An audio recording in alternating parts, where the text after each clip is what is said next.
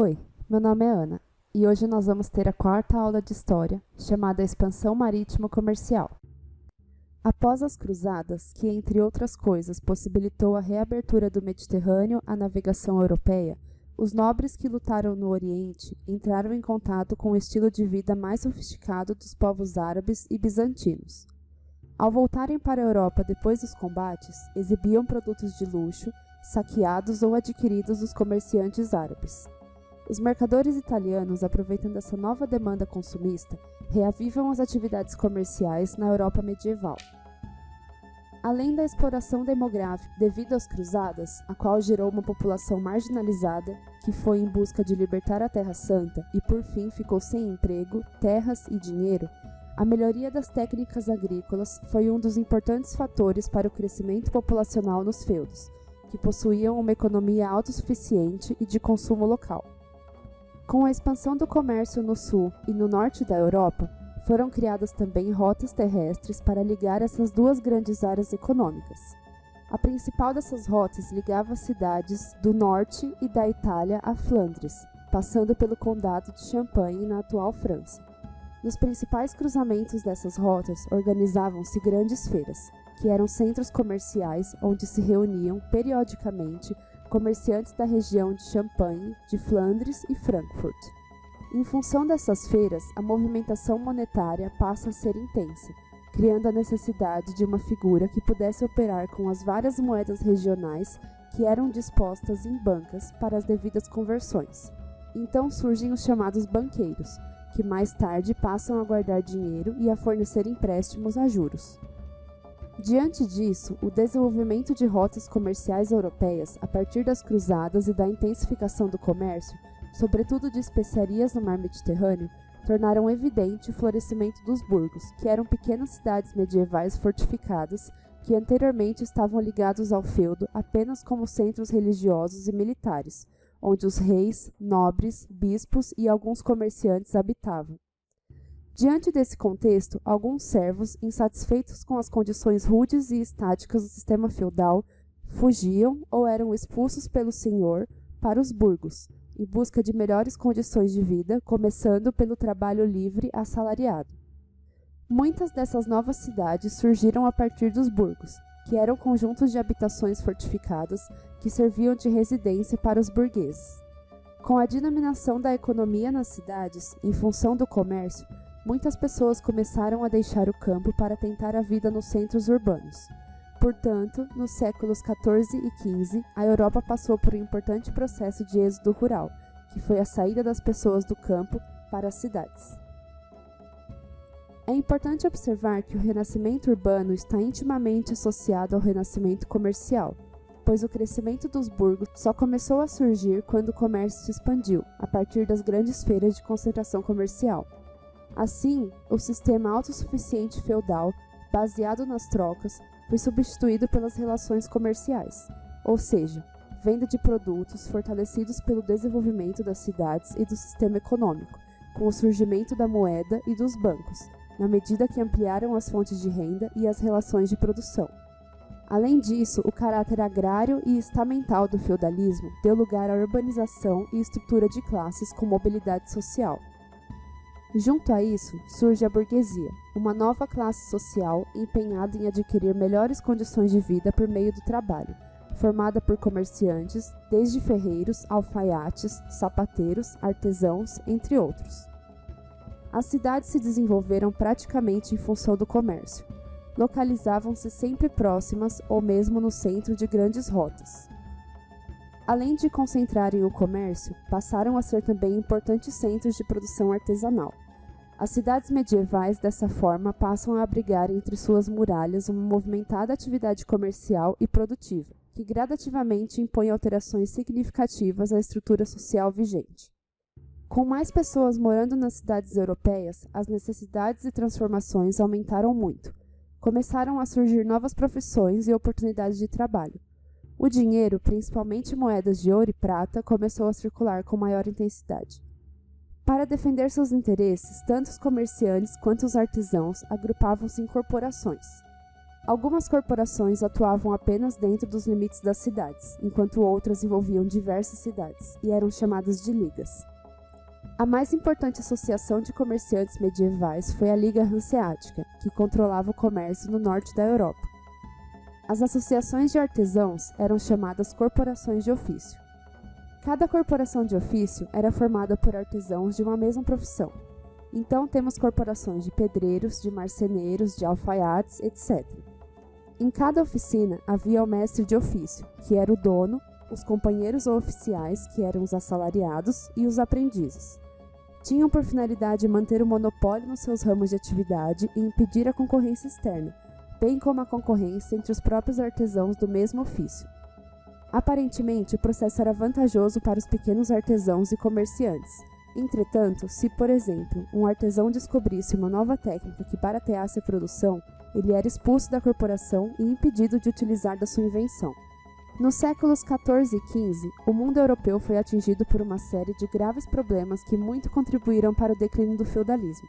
Por exemplo, esgotamento do solo devido à intensa agricultura insuficiente, gerando fome entre a população e altos preços, senhores feudais que não tinham mais renda suficiente para manter seu padrão de vida devido a essa crise agrícola, nobres começam a saquear as cidades para complementar seus lucros, fazendo que os camponeses fizessem rebeliões, e a fome fez com que a população ficasse vulnerável e contraísse doenças com grande facilidade, como a peste negra, sendo que mais de 1/3 de toda a população europeia foi contaminada e morta.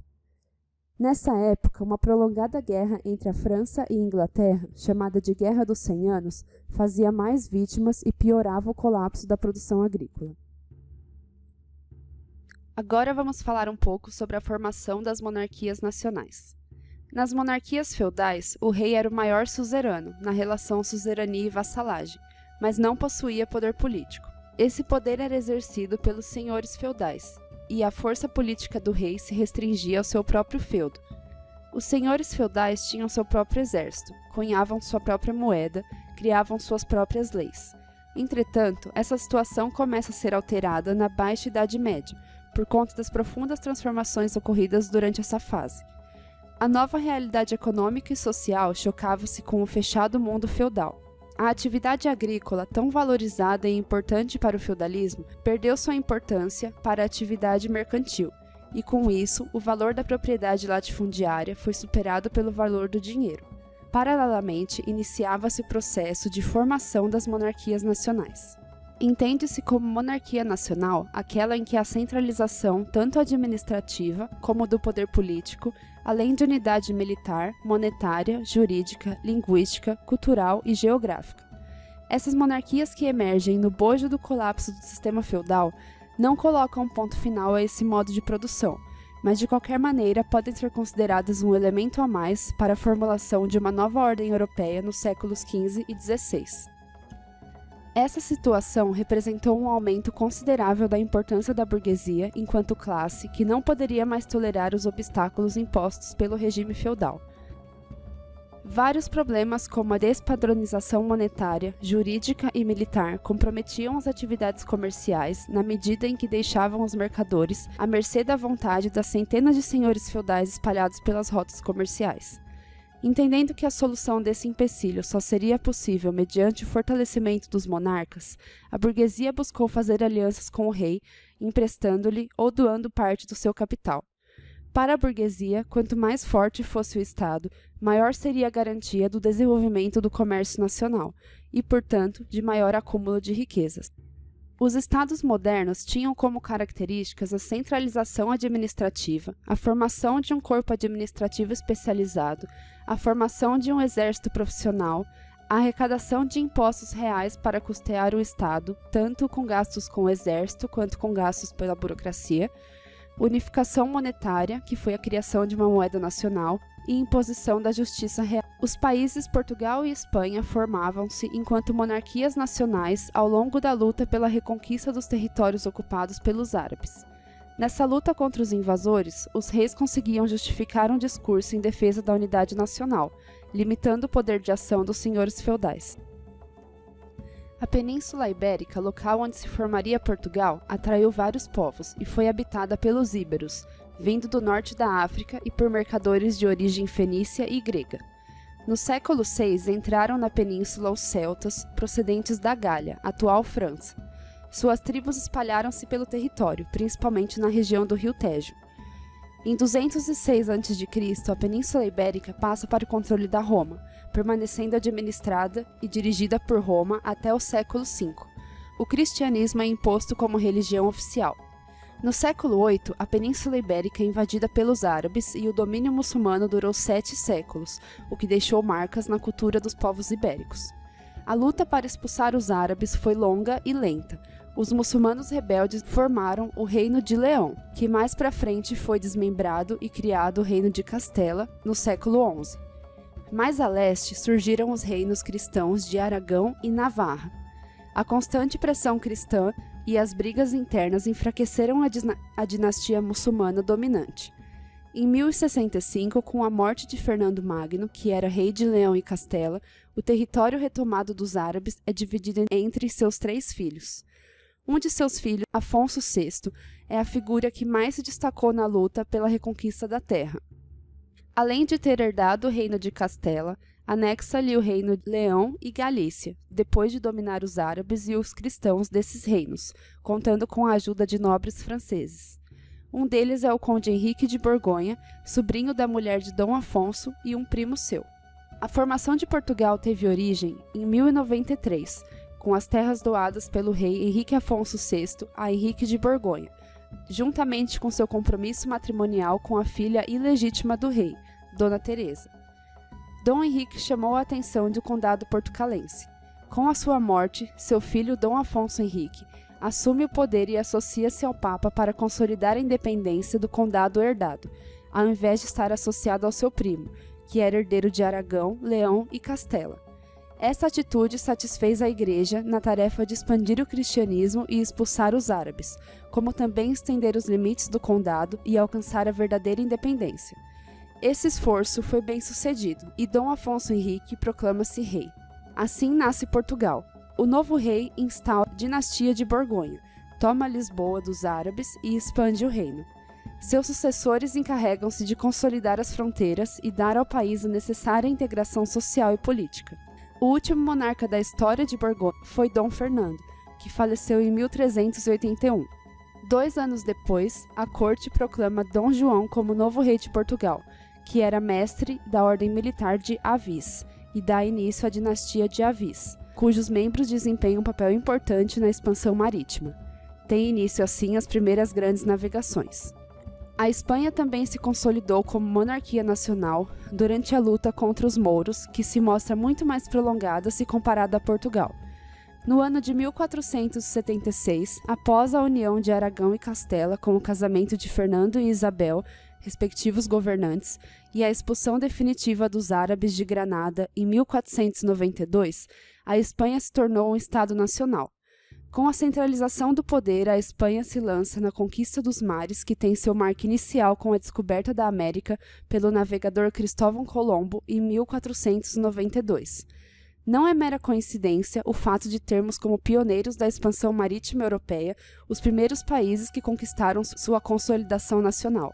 Só um Estado estruturado e poderoso poderia ousar desafiar o mar tenebroso, em nome de interesses comerciais. Dentre os fatores determinantes para a expansão marítima europeia, podemos destacar a falta de metais preciosos para cunhagens de moedas, já que os europeus não tinham nenhum produto de reduzido volume e alto valor para vender aos árabes, a busca de especiarias na tentativa de quebrar o monopólio genovês e veneziano, o avanço tecnológico que possibilitou a navegação em alto mar e a procura de mercados produtores agrícolas para suprir as necessidades da crescente população europeia. Portugal foi pioneiro na expansão marítima, começando em 1415 com a conquista de Ceuta, atual Marrocos, no norte da África, importante região que foi centro comercial de escravos, ouro, marfim e seda, além de possuir um solo extremamente fértil. O pioneirismo português nesse primeiro momento da conquista do Atlântico pode ser explicado pelos seguintes pontos. Centralização administrativa foi muito precoce em Portugal. A ausência de guerras em Portugal, enquanto a Guerra dos 100 Anos castigava todo o território europeu, sem contar a presença de árabes em alguns pontos na Espanha, e a posição geográfica também auxiliou Portugal a desenvolver a arte da navegação. A saída dos espanhóis para o Atlântico foi tardia, ocorrendo quase um século após Portugal. A longa luta de reconquista contra os invasores muçulmanos que dominavam a península desde o século VIII e as lutas internas entre os reinos hispânicos cristãos impediam a unidade política e, consequentemente, impediam a formação da monarquia nacional espanhola. A unificação política da Espanha ocorreu somente em 1469, com o casamento dos reis católicos Fernando de Aragão e Isabel de Castela. Com isso, os espanhóis se fortaleceram e investiram contra os invasores que ocupavam ainda o sul da península, e após sucessivas vitórias tomaram Granada, em 1492, que era o último baluarte da dominação moura no continente europeu. A partir daí, desenvolveu-se uma orientação uniformizada, possibilitando o fortalecimento da burguesia mercantil. Em 1492, patrocinados pelos reis católicos, Cristóvão Colombo, um navegador genovês, deu início ao ciclo ocidental de navegações, que consistia na busca de um caminho para o Oriente, navegando numa nova rota, dessa vez para o Ocidente. A descoberta da América provocou sérias divergências entre Portugal e Espanha, pois os portugueses se achavam senhores do Atlântico. O impasse quase termina em conflito que foi evitado através da assinatura do Tratado de Tordesilhas. Por esse tratado, as novas terras foram divididas em duas partes: o território espanhol, que eram terras situadas a oeste de 370 graus da costa africana, e o domínio português, que eram terras a leste desse ponto. Atrapalhados por questões políticas, os ingleses entraram tardiamente no processo de expansão marítima. A primeira viagem foi feita por um navegador italiano chamado Giovanni Caboto em 1497. A existência do Tratado de Tordesilhas dificultou uma política mais efetiva de exploração da América por parte da Inglaterra, que só ao final do século XVI funda as colônias de Virgínia e Maryland. A França começa seu envolvimento nas navegações em 1520, através de expedições exploratórias ao longo da costa brasileira à procura de pau-brasil. Buscaram, sem êxito, estabelecer-se no Rio de Janeiro e no Maranhão. A experiência de colonização francesa só se concretiza através da colonização do Canadá e de Louisiana nos Estados Unidos. Devido à sua poderosa marinha mercantil, a Holanda acumulou capitais suficientes para o empreendimento, como a conquista oceânica. Após sua independência no final do século XVI, os holandeses iniciaram a formação de um império considerável na África, Ásia e América. Como exemplos dessa expansão, podemos citar a formação de Nova Amsterdã, que hoje é Nova York, as Guianas e o processo de ocupação do Nordeste brasileiro. Agora, vamos ver alguns exercícios para ajudar a gente a fixar o conteúdo que vimos até agora. Foi um fator relevante para o pioneirismo português na expansão marítima e comercial europeia nos séculos XV e XVI. A precoce centralização política, somada à existência de um grupo mercantil interessado na expansão e à presença de técnicos e sábios, inclusive estrangeiros. B. A posição geográfica de Portugal, na entrada do Mediterrâneo, voltado para o Atlântico e próximo do norte da África, sem a qual todas as demais vantagens seriam nulas. C. O poder da nobreza portuguesa, inibindo a influência retrógrada da Igreja Católica, que combatia os avanços científicos e tecnológicos como intervenções pecaminosas nos domínios de Deus. D. A descentralização político-administrativa do Estado português, possibilitando a contribuição de cada setor público e social na organização estratégica da expansão marítima. E. O interesse do clero português na expansão do cristianismo, que fez da Igreja Católica o principal financiador das conquistas, embora exigisse, em contrapartida, a presença constante da cruz. De acordo com o que vimos, podemos inferir que a resposta certa é a alternativa A precoce centralização política, somada à existência de um grupo mercantil interessado na expansão e à presença de técnicos e sábios, inclusive estrangeiros. Ao contrário de outras nações europeias, Portugal conseguiu estabelecer a formação de seu Estado Nacional no século XIV, depois da Revolução de Avis. Além do alcance precoce da estabilidade política, os portugueses foram auxiliados pela intensa troca de informações que acontecia entre os navegadores daquela época. Próximo exercício. Quais os principais fatores que explicam o pioneirismo português nas grandes navegações? Como nós vimos durante a aula, podemos dizer que os principais fatores foram centralização político-administrativa, ausência de guerras internas e posição geográfica favorável para o pioneirismo das grandes navegações. Próximo exercício. A Espanha sai tardiamente para a conquista do Atlântico, devido a presença de árabes em seu território, b. a falta de unidade política, c. a falta de recursos, d. ao desinteresse comercial e e. as alternativas A e B estão certas. De acordo com o que a gente viu, os espanhóis estavam lutando contra os árabes e lutando para formar a sua monarquia nacional. Então a gente pode dizer que a alternativa certa é a alternativa E, que diz que A e B estão certas, a presença de árabes em seu território e a falta de unidade política. Obrigada por assistirem a aula, espero que vocês tenham gostado e até a próxima!